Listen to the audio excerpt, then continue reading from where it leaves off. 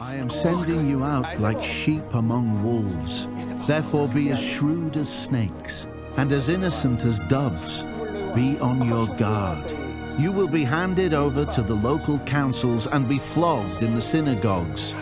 On my account, you will be brought before governors and kings as witnesses to them and to the Gentiles. But when they arrest you, do not worry about what to say or how to say it. At that time, you will be given what to say, for it will not be you speaking, but the Spirit of your Father speaking through you.